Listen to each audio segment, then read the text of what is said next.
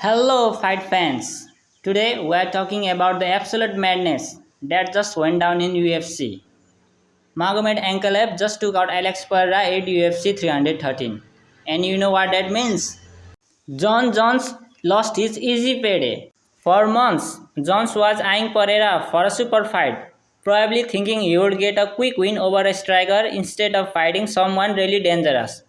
But now that Pereira took a loss, the UFC has no choice but to book the fight we all want to see. Jon Jones versus Tom Aspinall.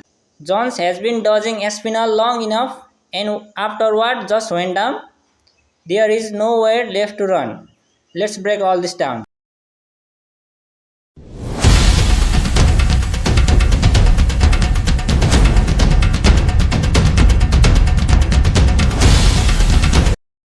Alright, let's rewind. Jon Jones returned after 3 years, moved up to heavyweight, and TKO'd Stipe Miocic to cement his legacy as the baddest man on the planet. Props to him, beating Stipe is no joke. But what happened next?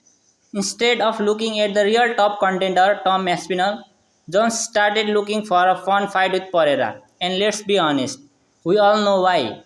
Pereira is an elite striker, but he is small for heavyweight and doesn't have a strong ground game. For Jones, that's an easy fight. But thanks to Magomed Ankalaev, that plan just got thrown out of the window. Magomed Ankalaev dominated Pereira and there is no reason for Jones to chase that fight anymore. Which means Tom Aspinall is next. And you know what? Jones knows that is the fight to make. The UFC knows it. Everyone knows it. But Jones actually wants the smoke? That is the question. Look, let's keep it 100% real. Jon Jones is the GOAT, no debate. But even GOAT knows when to play it safe. And Tom Aspinall is not safe. Aspinall is a nightmare matchup for Jones. He is younger, faster, and explosive as hell. He has serious knockout power and fights with insane speed for a heavyweight.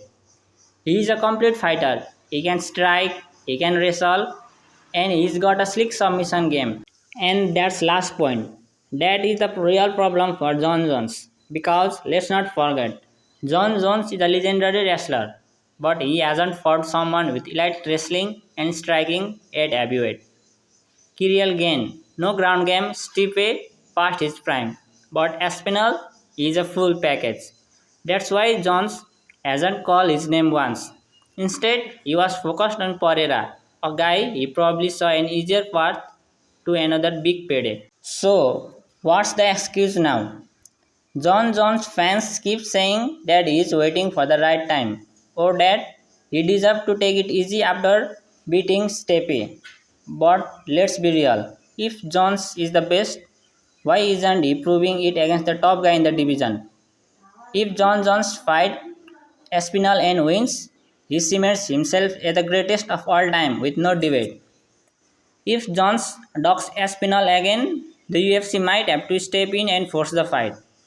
And if Aspinall wins, the heavyweight division has new king, and the Jon Jones era is officially over. Jon Jones has already hinted at retirement, but is that just a cover up? Is he really gonna walk away when the scariest guy in the division is calling him out? At this point, if Jon Jones keep dogging Aspinall, his legacy takes a hit.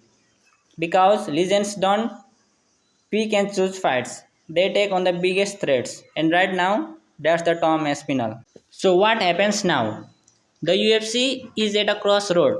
They can either force Jones versus Aspinall and give fans the heavyweight war we deserve, or let Jon Jones walk away without facing the top guy, leaving the division in limbo. If Jon Jones steps up and take the fight, we could be looking at the greatest heavyweight fight in UFC history. But if he doesn't, the UFC might have to strip him because the division can't stay frozen forever. So, what do you all think? Will Jon Jones finally step up or he's gonna find another way to avoid Tom Aspinall?